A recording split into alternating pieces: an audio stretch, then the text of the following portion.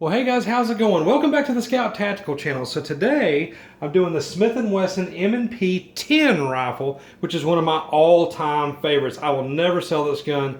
I've fallen in love with it. I've owned it for over 2 years, but for some reason I've never put it on the channel.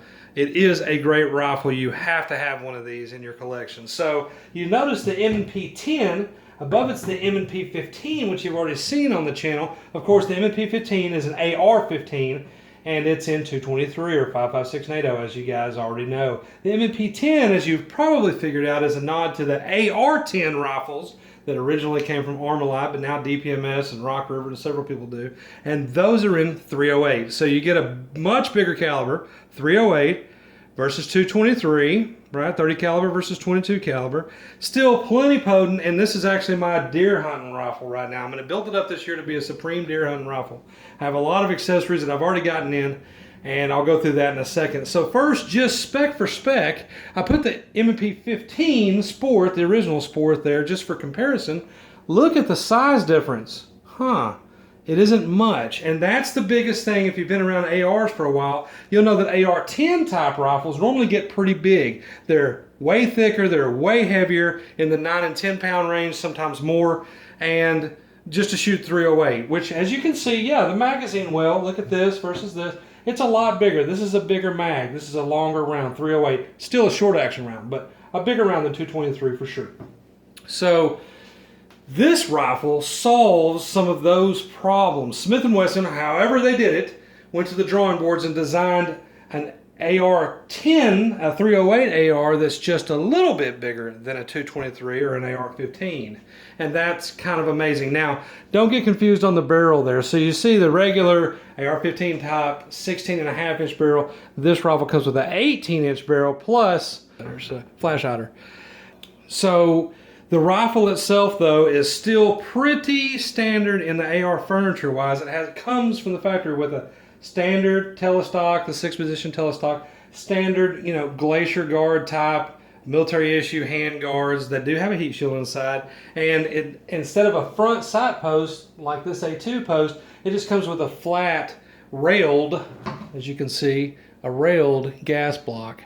So that's fine. I've never used that gas block. I never would use that gas block with anything on it, but people could. If you wanted to put an iron sight here and an iron sight there, they are same plane, quote, quote, same plane, so you could put a set of sights out there. It does have the standard sling attachment here, and it has a sling attachment here. So other than that, I guess the forward assist and the dust cover are pretty standard. The bottom metal trigger guard is pretty standard, but other than that, there are some real differences with this rifle. Besides its super cool slimness, it's 7.7 pounds. You heard that correctly, 7.7 pounds for a 308 AR. Now that is remarkable. There could be lighter ones in the industry. I'm not really thinking of one off the top of my head. Thinking through the manufacturers, I kind of know a lot of those rifles, and I don't remember another 7.7 pounder. So I thought that would also make it really cool for hunting because it's super portable. It also makes it real fast if you're doing some competition because you can move right on through those targets, which I've done with this rifle. And if you're training with it as a law enforcement officer, which I've done with this rifle, you enjoy the lighter weight. If you have to sling this all day long, you enjoy that lighter weight, but you still get the 308 potency. So really cool. And no, I'm not advocating 308 for your patrol rifle. If that's not what you're looking for, don't do it. But it is nice to be able to have a 7.7 pound AR in the 308 platform versus, totally rigged out 7 and 8 pound regular AR-15s. So that's cool. Some of the other cool features are the ambi controls. What is ambi? Well, you've probably heard that term on handguns a lot. If it had, for example, a 1911 with an ambi or an ambidextrous, and that's the Texan pronunciation. So y'all would say ambidextrous, not ambidextrous, but it has a safety on both sides. You see, here's the wrong side for your safety, but here it is standard on your AR, because normally on your AR, if you're a right-hander, your safety is on your thumb, correct? But look at there, there's one right there, and they're tied together. They move at the same time. So the gun's not cocked, so I can't move it, but fire safe. It's a civilian legal gun. There is no full auto 3-round burst, and I doubt you would want it in a 308 to begin with, but it's on both sides. So now if you're a lefty, like my brother, who you've seen on the channel, he can shoot the gun. It is still the right-hand ejection side, right-hand ejection port side, so the shells will still kind of come back at him as a lefty if you're shooting it this way, you know, but backwards for me, I'm a right-hander. But you do have your controls here. Or if something happened as a right-handed guy, say you're in cover, you need to lean left and you wanted to switch the gun over to your left side and shoot left-handed, or you were injured in your right, had to somehow try to shoot with your left-handed, well, now you can work the gun a little bit better because it has the control there. Another thing that you're probably seeing is the bolt release. It's on both sides. That is super cool, and it's real unique. It has a real pronounced tip at the bottom so that it works kind of like the mag pull bad lever. Here's the mag pull bad lever right here. See that? And what that does is that lets me hold up, and when I'm locking the bolt back to the rear, I can do it with my shooting hand. With this hand on the gun, I just push up on that, and as I rack the rifle, still in my shooting position, I can rack it, and then my bolt's held open. You see my bolt. To drop it, I can push this guy, and the bolt rides home forward. Now, of course, we're unloaded here, no mag, and I'll do it a few times and do a visual. No, nothing's in that chamber. But that's a regular, that's a bad lever, and that allows me to work this gun with still my shooting hands in place versus trying to put it down, then pull back with this hand, and then push from the other side and hold the bolt hold open. That's kind of goofy. I've always run the bad levers on most of my ARs because I can move quickly. Well, M&P-10 is also letting you do that. Smith & Wesson put this huge pronounced tab on the bottom so that with either hand you can push down. Of course, my bolt's already forward. You can push down and it'll hold the bolt open, and you can do that with your trigger finger. And for law enforcement guys, I'll give you a little bit of theory here. This is outside of your trigger guard, so in a moment of stress, the bad lever, I don't run one on my duty rifle because it's something in the trigger guard. If I wanted to hold the bolt open and everything's going down and hell's breaking loose, what if I hit the trigger instead? And I've also, as a police firearms instructor, never advocated the bad lever for patrol because people do weird things during a firefight. So, and I'm talking police officers, highly trained, highly skilled, bad to the bone guys. You just sometimes push the wrong button. So I wanted to keep it as simple as possible on patrol rifle, nothing in the trigger guard, so don't run that on my Daniel defense that I carried on duty. But here you have the same functionality and your finger doesn't have to go in the trigger guard to hold the bolt open. So for muscle memory training, you just know that your finger goes up here and you can hold the bolt open. It doesn't have to be anything in here where you can accidentally, with gloves or in the stress of a moment or in a freak out or whatever you're doing, you don't hit anything in that trigger guard. So that is pretty dang cool. Here's another deal. Okay, what is that?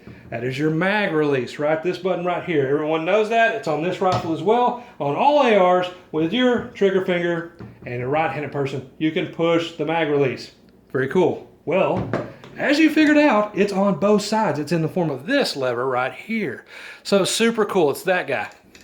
And so that guy is tied to that guy. If you see, if I push that, you see the bar moving, right? So very cool. Now you have ambi mag release, you have ambi bolt hold open and bolt drop lever, and you have ambi safety on there. Controls on both sides. If you're shooting to switch to the left or you're already left-handed, this is the rifle for you. Really, really cool. And it's from the factory that way. Of course, you could do some of those things on some aftermarket accessories, but these things are made into the rifle. You know, that ambi mag release is made into the rifle. No milling or machining required. So very, very cool.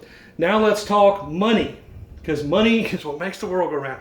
These guns are all fun, but I can't stand when you get on the channel and the guy's like, this is the greatest gun you've ever seen, and now they're on sale for $7,500 with nothing on them. Well, who buys that crap, right? I'm sure there are guys that do. I used to own a hunting store, and I'm telling you, some guys spend some bucks on hunting, and I'm one of them. I do spend some bucks, but I never paid that kind of money for a rifle. I just don't have it, right?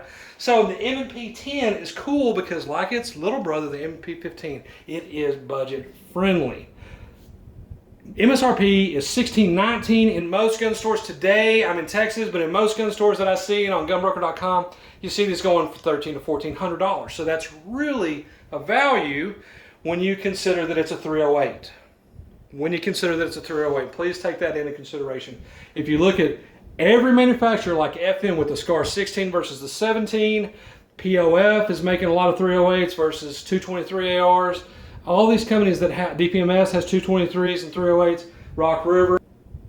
So these companies are making these guns, and every one of them that has a 308 is more expensive. So indeed, the 308 M&P-10 is more expensive than a regular AR from Smith & Wesson, but at $1,300 rough street price, well, that's pretty darn affordable for an AR that comes with an 18-inch mid-length gas system barrel. I'll talk about the gas system in a second. The barrel is also 5R rifling like this, which is something that Smith & Wesson picked up when they went into cahoots with Thompson Center. It's a really long-lasting barrel. They're normally very accurate. This gun is unbelievably accurate. And again, at $1,300, you're getting all the ambi controls. So you get stuff that is really, really a lot of features for that price. Most manufacturers would charge a lot more for this rifle.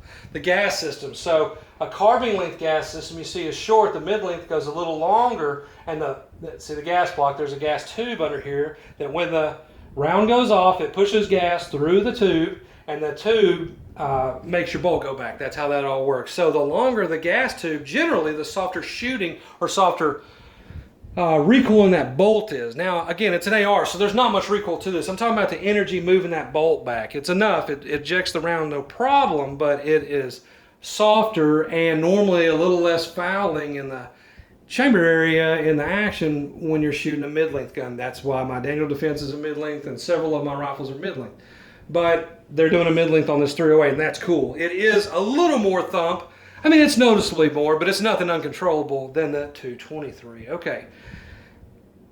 What would you do with this gun? So as I've mentioned, well, you can shoot competitions with it. And as a matter of fact, Team Smith & Wesson tears up the competition circuit with this rifle. It's very popular. You could use it as a hunting rifle, as I mentioned. Although I've kind of been doing some range duty and some tactical work with it just on the range for the last couple of years. I've really enjoyed it. And this year, right now, it's getting transformed into the Huntmaster. I'm actually going to call it the Punisher, and you'll see why. But it's a great rifle for hunting. At 7.7 pounds plus accessories, and there's the scope I'm putting on it,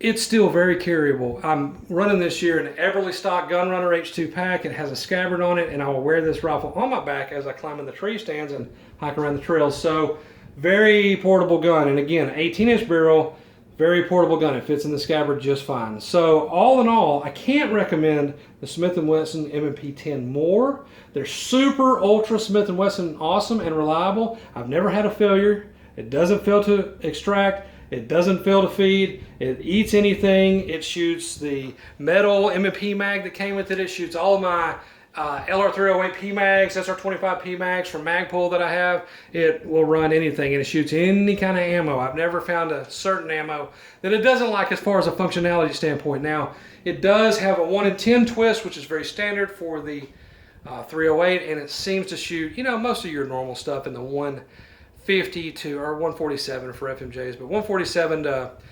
168 is probably the biggest I've shot. I'm sure it does well with the 180s as well. I do have some Federal Fusion, a case of Federal Fusion 308 in 180 that I'm going to be using for hunting. So I'm going to see how it does with that. I think 1 in 10 can handle 180 no problem. And most guys aren't doing anything more extreme like the 200s or 210s. They reserve that for the 300 Win Mag. So normal 147 to 175, we'll say 180. Hunting loads, target loads, tactical loads, no problem. This gun eats whatever you want, and that's a good thing. Okay, so why am I transforming this, and what am I doing to it? Well, I'm just wanting to make it a little more, a little less stock, you know, a little more interesting, and I want to give me some more ergonomics and a little more, few more features that I've been wanting in the gun, just to make it a hunting rifle. First, I'm going to Duracoat the whole thing, not the whole thing, but I'm going to Duracoat most of the gun in gray, in Magpul Stealth Gray. I have some Magpul Stealth stock that's going on it in grip. It's the, I think the ACS is going on it, and the Magpul Myad grip. I have a gray sling for it. I'm going to do the scope, except for the dials and stuff, in gray, make it all match. And then this is coming off, so I have a Midwest Industries 15-inch SS free float guard that's going on there. That's happening. I have a low profile gas block to let the guard go on there. That's going to be an all metal instead of plastic, though I've never broken one of those. It's going to be an all metal handguard that goes out, and it's free floated, which means that gets that end off the barrel helps with accuracy in theory, and I believe it does. And if you're resting your rifle, you can rest it on the handguard, for example, in a hunting shot off of a rest or what have you, or off of your stand or your blind, and it's not putting any pressure on that barrel. It's not going to jack up any harmonics. It's just a little more accurate, and that metal handguard just makes me feel better. I smile and I like that, so I will buy it and put it on, and I have it already. I'm leaving the flash hider as is, and then I have a POF. I didn't even know they made trigger kits, but they have an awesome 3.5 pound trigger kit that I'm putting in here. Although the duty style trigger is perfect and it's never let me down, this is a more machined and milled, cooler looking trigger, and 3.5, it breaks like glass. I've already tried it out and then put the stock stuff back in to do the review for you guys. That trigger is a one piece, it's a drop-in unit, super simple, and it really rocks. I mean, it breaks like glass. They're not too bad. The Timneys, you know, are running about 280, 250. The Geisleys, 250, 200, depending on what you get. And this one was, I think, 180. So not too bad. Right up in there, and it really looks cool. I've been running, you saw in the DPMS 308 build that I did for that precision rifle, I actually ran the Chip McCormick drop-in trigger. And it was a good trigger, but they're only 150, but they were out of stock. And so I went with that POF, and it has not disappointed. It's an excellent trigger. So I'm going to dismantle the whole gun.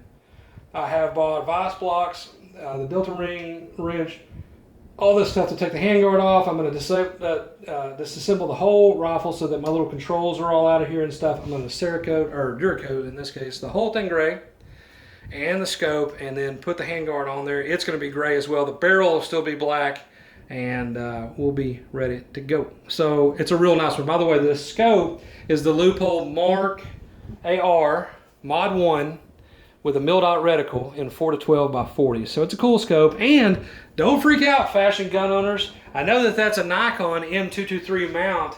Don't worry, the mount's going to be painted gray, so it won't be a Nikon mount on a Leupold scope for any casual user to see. So I won't break any fashion faux pas in the gun world with that. And also, don't worry about the Duracoat.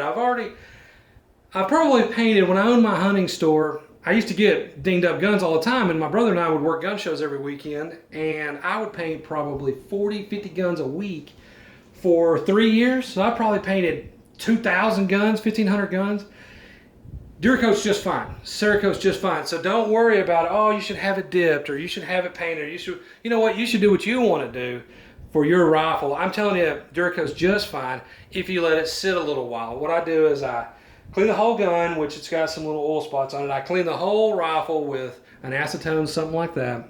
I put it in the oven, all disassembled. I put it in the oven, my regular kitchen oven. My wife doesn't know, do it when she's out. I put it in the oven for roughly 2 hours at something real low, you know, like 150. And that will try to bake off any of those oils and those cleaners and what have you. Then I scuff up the whole gun, although ARs already have a great finish to take coatings, and then I paint it.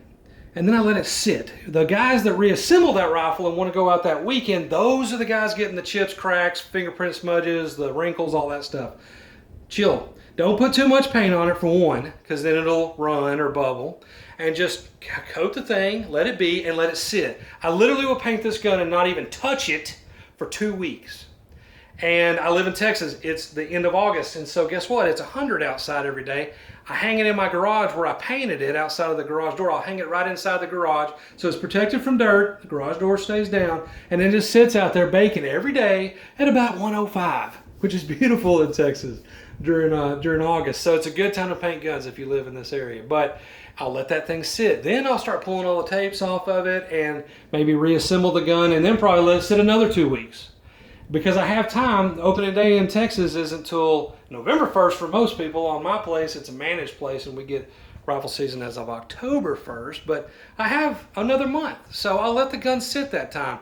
And then the week before the season, I'll go back out to the rifle range, and I'll make sure it's sighted in. The scope, I've already going to sight in before I take it off the rifle, right? I put it back on. I've already been shooting the scope a little bit, but I'll put it back on the rail, and I'll shoot the scope in. Everything's tight, and then I just slide the whole mount off right here, and my scope's probably back at zero. At least if I put it in the same spot, it's back at zero pretty much when I get back to the range. Maybe, you know, a click or two left or right, or a click or two up and down, but it's pretty much there. It's definitely on paper. It's probably still in the X. So that's it, guys. I hope you enjoyed it. Remember that I appreciate all the views and subscriptions. Keep them coming. I know I've been slacking on some of the videos, but it's been a weird time with the, the bad summer with the stuff that's been going on against police and all the just stuff that's been going on in the world. I haven't been doing a lot of gun videos, but I'm getting back to them. That's fine.